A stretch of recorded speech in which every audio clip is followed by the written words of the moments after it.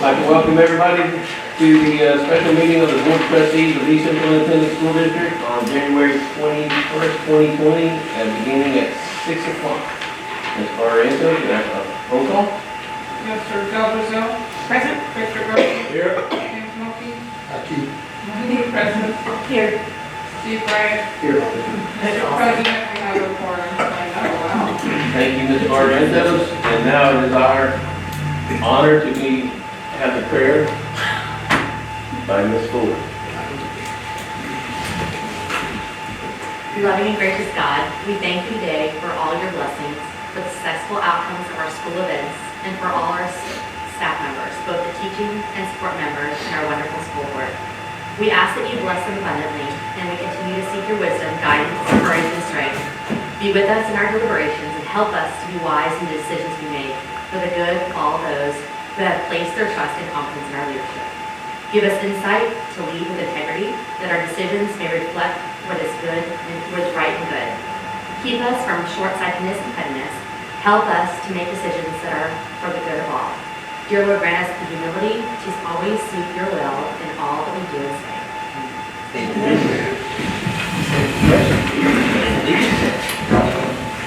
Pledge allegiance to the flag of the United States of America and to the republic for which it stands, one nation, under God, indivisible, with liberty and justice for all. Protect this flag. I pledge allegiance to thee, Texas, one state, under God, one and indivisible. Fantastic. Thank you. All right. I would read public comments and public comments. Ms. Ox, no public comment? No. Read down already. All right. Item 4, action agenda, consideration and approval of ELA local campus partnership. Mr. Descano? Sir, trustees, you have 3 documents in your folder that I want to call your attention to and that I'll comment on. The first is a document from the Texas Education Agency. It's an overview of the Senate Bill 1882 Texas Partnership. We also have a frequently asked questions document about Senate Bill 1882. And then you have the draft policy ELA local, which is the board's authorization to form campus partnerships. So we have talked loosely in the last couple of years about an 1882 partnership. Predominantly because we've been approached by some of our partners that we've worked together with the last few years, PK4SA being one of them, and the CAS network of schools being another. Also this year we explored the potential of an 1882 partnership to work together in solving some financial challenges that we're having at ECSD. So an 1882 partnership is something that we looked at from a distance. You can read there in that first page, an 1882 is intended to be TEA's way to incentivize partnerships between either public schools and charter entities, or public schools and government entities, or public schools and nonprofit entities, or with approval, public schools and higher education entities, in the interest of advancing student opportunities and student achievement. The reason why we haven't gotten to the point of even talking about this policy that we're bringing you today is because when we looked at the frequently asked questions in the past, and when we looked at the required language in such performance contract, the language was not appealing to us. It didn't sound like much of a partnership. It seemed more like we were giving control completely to a third party for the operations of one of our schools. And we didn't feel like that was a model that the board and staff were comfortable with. So most recently, we learned a little bit more when we were exploring with BCLC, and we found out that the board, while they don't have necessarily first-hand governance authority, ultimately the board determines if the potential partner, operating partner, is a worthy partner, that is credible, that is someone that they want to partner with. They determine what the contract requirements are going to entail, or the performance contract, if you will. So the board would work together with this entity to develop a performance contract that would say, these are the things we expect from you. These are the outcomes we expect, and these are the deliverables. These are the things we're going to do to help us advance opportunities for kids and ultimately outcomes for kids in this partnership. And so the board owns that. And if for some reason they weren't meeting that, or if for some reason they weren't meeting not only the performance, but the financial expectations and the operational expectations, the board could terminate or non-renew that contract at any time. So given that, we felt like we wanted to explore a little more closely what a performance contract would entail that the board would consider, and what requirements does the commissioner and TEA have that are mandated in that contract. Because if you had an opportunity to read through the frequently asked questions or even the policy, you see a lot of language about the operating partner having sole authority and final authority over staffing, over curriculum, over budget-related decisions and the like. Well, most recently we were approached by A&M San Antonio, who said we've done these things in the past informally, and we're beginning to do this more formally through our South Bear County Aspire partnership with A&M San Antonio. And verbally, they've said that we don't want to run your schools. We want to partner with you in helping you execute the plans that you have for advancing student outcomes in your schools. And the 1882 partnership is a way for us to leverage the resources to be able to do that. And so what they say they want to do, and quite honestly, Cass said the same thing, and Pre-K for SA said the same thing. But the language in the Commissioner's requirements do not totally match. So what we feel like is worth exploring, given that it is substantial resources that could come with this partnership. The incentive, there's two incentives that TEA provides. One is financial. So you could qualify for ADA for each child up to in the neighborhood of $1,800 to $2,000 per kid. So it's a significant amount of revenue that you could generate from TEA to continue to advance work towards accomplishing the improvement plan and student outcomes that the board has approved and expects. The other is you get some exemptions from some aspects of accountability. You don't get to avoid your rating or that sort of thing, but some of the sanctions that come with the accountability system, some of the compliance-oriented requirements for submitting turnaround plans and that sort of thing, which we all know how redundant those things are and how time-consuming they are. You wouldn't have to do those things during the period of the partnership. And so those are the incentives that TEA tries to use to encourage you to try and formulate those partnerships. Long story short, what we've done at this point is we have submitted a letter of intent, which is not a formal thing, to TEA. It was required by November 15th, but A&M approached us recently. We asked TEA if we were considering engaging in formal conversations. Could that November 15th deadline be waived? They said yes. So technically, we have notified TEA that we intend to have a formal conversation with the prospective partner. The other thing we've done on January 17th was attended a required district training, and A&M San Antonio on January 24th attended a partner training required by TEA. So those steps have been completed.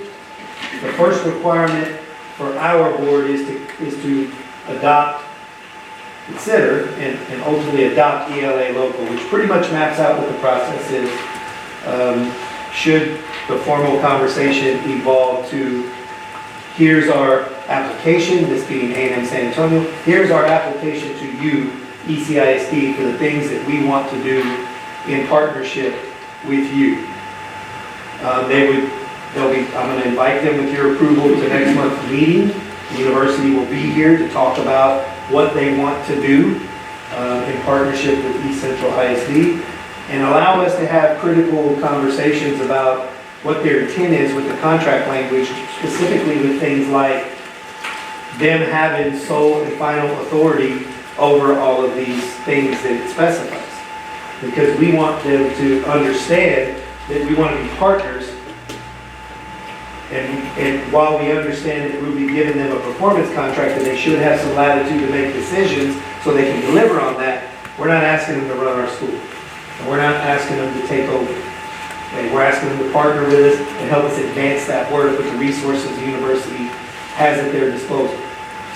And so in order to get to that point, the board has to just have a policy that says, should we move forward in the process and should we ultimately consider submitting an actual application to the agency, we have a policy and this is from TEA, this is the required policy the board must adopt. These are the steps that you would have to follow to get, should we get to the point where we want to submit an application to TEA. So between now and then, adopting this policy today does not obligate the board to enter in 1882. Does not obligate the board to anything. In fact, all it's doing is the board is saying, all right, we're all right with formally engaging in conversation to see what this is about and see if this prospect is something that we determine to be viable and approvable for our district. So no obligation, but it's the first step required to enter into a formal conversation. And we've not brought this to you before because we just didn't feel like there was any latitude in the contract language. According to A&M San Antonio, they believe that there is a little more latitude today. TEA only had 14 applications last year, and that they had to reflect on why. And the contract language was a big barrier. And so they have a desire to expand the number of applications. And so their initial conversations to A&M San Antonio, who is going down this road with a couple of other districts much further along, they believe that there's some protections that can be put in place for the district and some contract language that could be massaged to meet the expectations of both entities. So for that reason, we're bringing this policy to you tonight for your consideration so that we may be able to bring you more specific information to consider as we consider moving along the way.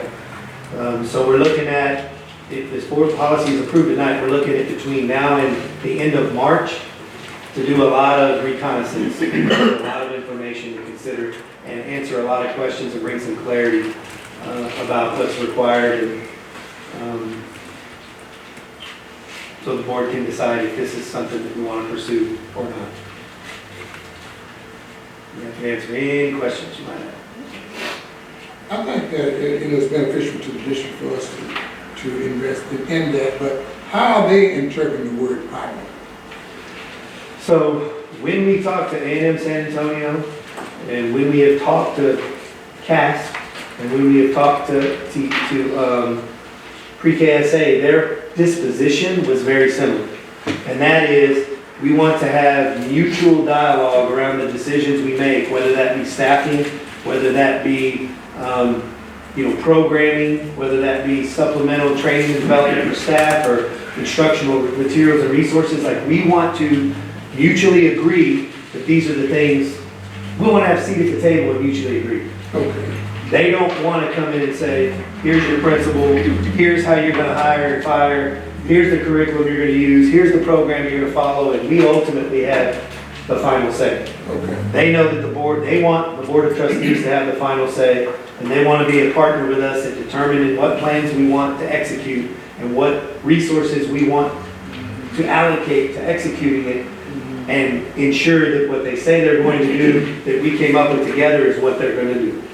That's the position that they've all taken. Now, if you look at the back of the first document, there's a list of those that were approved in 17-18. And you'll notice that there are 4 in San Antonio. One of them is Edgewood with pre-K for SA. And while their model is a little bit different than our pre-K model in terms of organizational structure, their partnership with pre-K for SA is essentially identical. Pre-K for SA is not running their pre-K program. Pre-K for SA is not hiring and firing staff. They're not running the school. They have an agreement as partners to advance the quality and advance access to pre-KSA, which is exactly the same partnership that we have. What they get is the additional ADA for their students that flows from pre-KSA right back to the district for those things that they presented to the district in advance. Now, SAISD, on the other hand, took a different approach. They did what the initial spirit of 1882 was. And they created 3 schools and partnered with traditional public charter schools. Okay? And so, the one I want to speak about, just to make sure that it's clear that this is not what we want to do, you'll see the partnership with Democracy Prep. That caught a lot of attention in the local media. The reason is that they had a school, an SAISD, that had been struggling for 5 consecutive years and was at the cusp of TAA reconstitution and takeover. They partnered informally, not through an 1882 because it didn't exist yet, with A&M San Antonio. And A&M San Antonio had a grant that allowed them to push in all of the support that their model allocates. The same model that they want to talk to us about. And that they spent a whole year with all of those different layers of support in the school. And towards the end of the year, San Antonio had to make a decision before the deadline to apply for an 1882. They had to make a decision to apply for an 1882 and give it to a third party, charter, or not. And they chose to give the school to Democracy Prep. 2 months later, the data came out and A&M San Antonio turned that school around.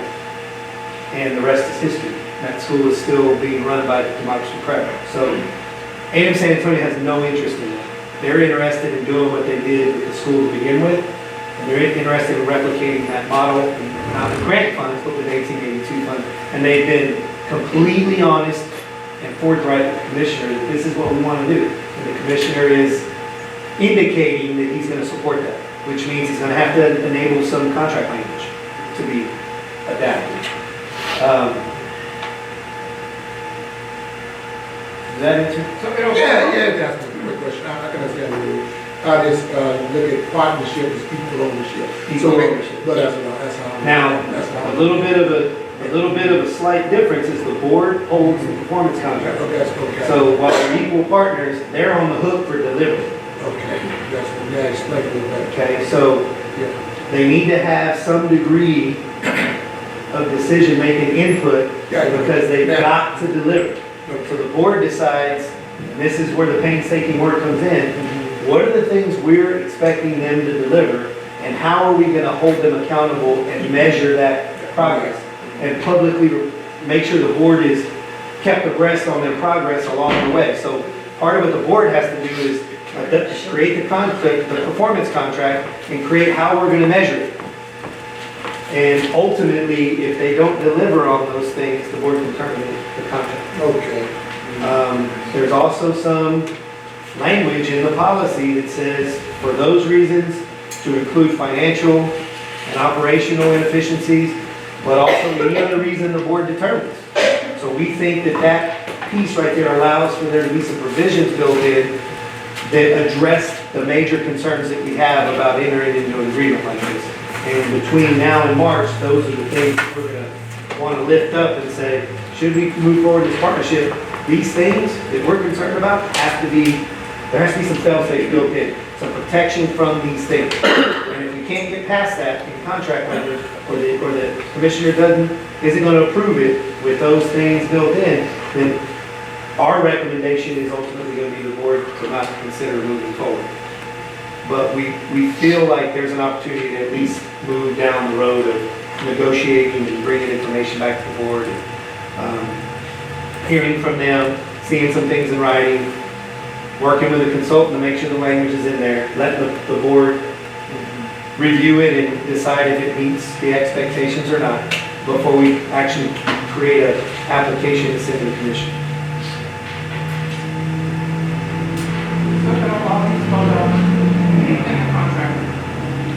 Yes, ma'am. It is a very, very lengthy and thorough process. And again, all the policy does is say that the board's interested in deploying the superintendent staff and collecting information and bringing it back for you. So our next step is to bring A&M San Antonio here to engage with Maya Consulting. Maya Consulting has been hired by Charles Butt because Charles Butt has an interest in looking at ways to leverage this bill to advance the work in public schools, not to expand charter schools or to replace traditional public schools with charter schools. And he believes that this is an opportunity to use something that was intended to do that, to advance the work that he is committed to in public education, which is why he's attempted. Well, there's some CAS partnerships this year that are 1882s. Ours is not. And so he's also hired Maya Consulting to work with any of the school districts that are working with CAS, working with pre-KSA, or higher education entities that are interested in partnering with public school systems that are not charter affiliated. And he's interested in helping them to create that kind of performance contract that everybody feels good about. And so we'll use Maya Consulting, work with A&M San Antonio, bring A&M San Antonio here next month to talk to the board, so we can hear from them, and then we'll just take it one step at a time. Because if you read the policy, it also requires that if that meeting next month with them is amenable and the board feels like, okay, keep the conversation going, then we would assemble a committee, of which includes a third party who can evaluate their application. Because A&M San Antonio is to put an application together for the board to review.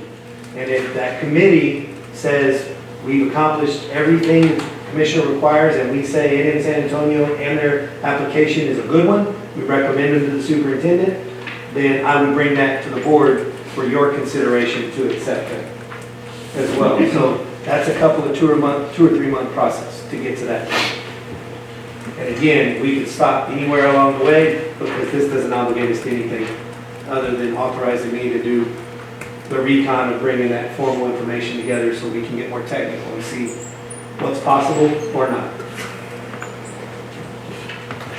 Yes, sir.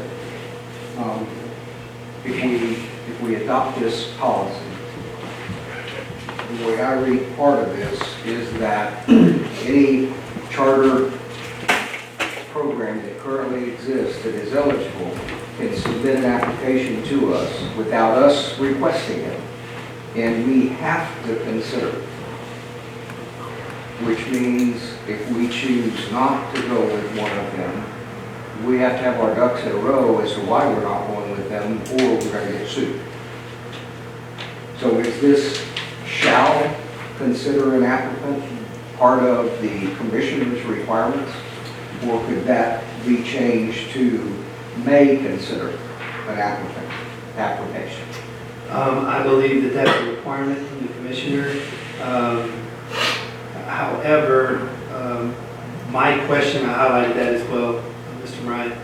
My question will be that if we get to the point where the committee is formed, this third party that needs to be part of that is, and it describes what the qualifications of that third party are, that's the committee that considers the applications and considers those that have the credibility and the resources to meet the performance expectations of the district.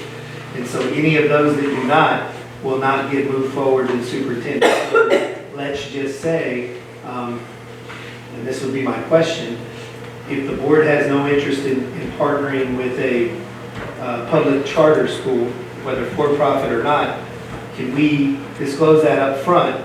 And if that's the case, do we have to consider those or not? I don't know that to be the case.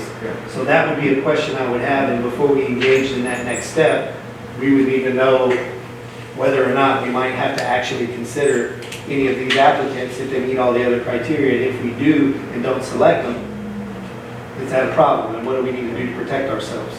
So I'm glad you pointed that out, because everywhere where it says shall, I highlighted because we need to know what that means for us, because this policy is what has to be adopted. If we later send an application, if we get to that point, this would have had to have been adopted. And this is the language that the commissioner... This is straight from the commissioner. Yes, sir. Of course, so is the recommended language in the contract, and I don't have that in there today, but we've got a draft recommendation, or a draft contract, a performance contract template. But Maya Consulting, pre-KSA, who's got one awarded, CAST, who's got one awarded, and A&M San Antonio, who's in the process of getting one awarded, all say that there is a lot of a lot more latitude than what was originally presented in the language. So if that's the case, again, that's the first time we've heard that. This goes, first time we've heard that there's some more negotiable language options. And if that's the case, then we're willing to explore and bring it to you for your review. And We just don't want the staff to get hung up in having to do a lot of work to evaluate these applications if we get flooded with applications by a bunch of charter schools that are looking to make some money. yes, sir. Because the requirements in here are pretty onerous on the staff once you get started in it. Just one more thing, I talked to Dr. Versat at Southwest there in a similar conversation. Also talked to Eduardo Hernandez at Edgewood and Dr. Beret at Pre-KSA. And I think that the very specific language in the performance contract makes it very difficult for others to engage. So their experience has been there weren't any other applicants, but that doesn't mean that there can't be. Yeah. So, Okay. Thank you. Yeah, and what Steve is saying, I'm just reading that what he's saying. So if the application comes to the board, why is it necessary for the board to vote on that application? If it's shared on the well, consent? yeah, the way that it reads here, Okay. if I'm reading it right, that committee needs to make a recommendation to the superintendent of who they recommend that contract being awarded to. So really, the review of all the applicants, after the board has given them a directive, this is these are the specifications, this is the kind of part we're looking for, and this is what we expect from them. The committee's job is to vet them and make sure that their application matches an interest in a capability of delivering on all these things. So then they look at them all, they make they I guess score them, tabulate, and they make one recommendation to the superintendent who brings one recommendation forward to the board. So the district technically is considering them all, but it's not the board that has to do all that. So to Steve's point, if there were a bunch, now the committee's pretty small. If I remember reviewing, it's like 3 people. It's pretty small. And one is outside the district that is brought in, I believe through Maya Consulting. They just have to make sure that the applicant can do what they say, and that they have a reputation and they have the resources to actually do it, and what they say they're going to do matches what the board says we expect.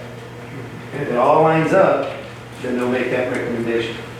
And I guess if there's more than one that all line up, Yeah, I mean, theoretically, like anybody can, once you publish this and say that you're going to go by this, any charter that meets the requirements can submit an application to you at any time they want, even though you haven't solicited applications. Right. So we have 11 campuses.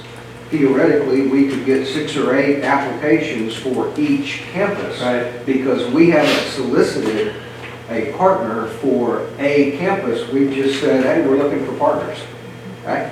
And if they submit an application, we don't have a choice. We've got to look at it. Right. So I'll get more clarification too about like the tabulation. Yeah. Like they create, I know there's language in here about essentially a performance or a rubric, basically. Once we determine the board, part of the work is board determining all of those specifications, and then that committee will have to, kind of like tabulating a proposal. Yeah. And so, number of years, operating, partner, Past performance, all those kind of things. So So we I like you. do you check all the boxes, and when we add it all up, does it? And like a contractor, right? It's not necessarily the highest score or the lowest bidder.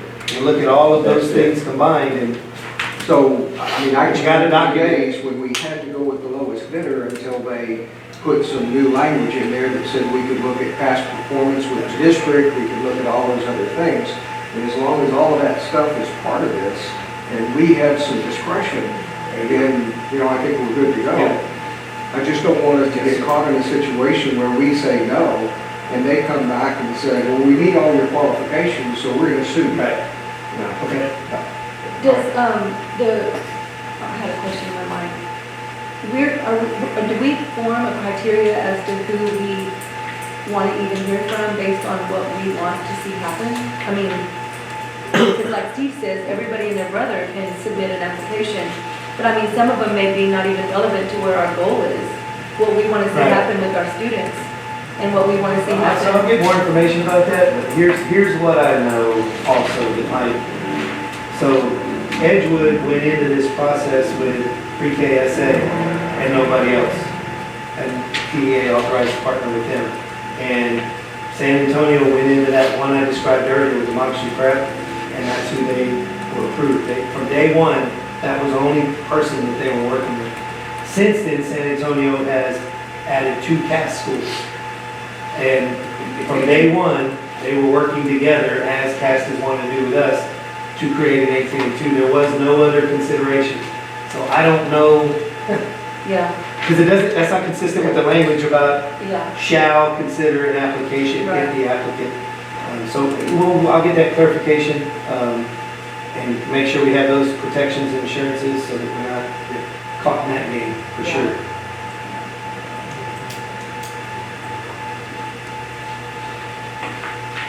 Good? Yes, sir. Okay. Mr. President, I recommend board approval of policy ELA local campus partnership authorization as presented. We have a recommendation to consider and approve of a local ELA campus partnership. Do I hear a motion? Motion from Ms. Floriento, do I hear a second? Second. Have a second from Mr. Garza. All those in favor? All opposed? Motion passes. Item B, discussion and possible action regarding pending litigation and possible settlement of student versus East Central Independent School District before a special education hearing officer for the state of Texas, docket number 026-SE-0919. So we will, Board of Trustees on January 21st, 2020, beginning at 6:32 p.m. convened in a closed meeting in accordance with Texas Open Meetings Act, Government Code, sections 551.071 and 551.0821. Deliberation and consultation with attorney pending litigation and possible settlement of student versus East Central Independent School District before a special education hearing officer for the state of Texas, docket number 026-SE-0919. Board into its closed meeting at 7:07 p.m. on January 21st, 2020. No action was taken in the closed meeting. Anything else? In your packet, Mark forwarded you an email from Bobby Blunt from the School Board Coalition today. Had 2 pieces of information. I made a copy, put it in the folder as well. Want to make sure you have that information. If you have any questions about it, give me a call. I just want you to know. All right, we're good. Motion to adjourn. Item 5, adjournment. Do I hear a motion? Second. All right. Motion from Mr. Steve Ryan and second from Claudia. We're good. All right. We are adjourned.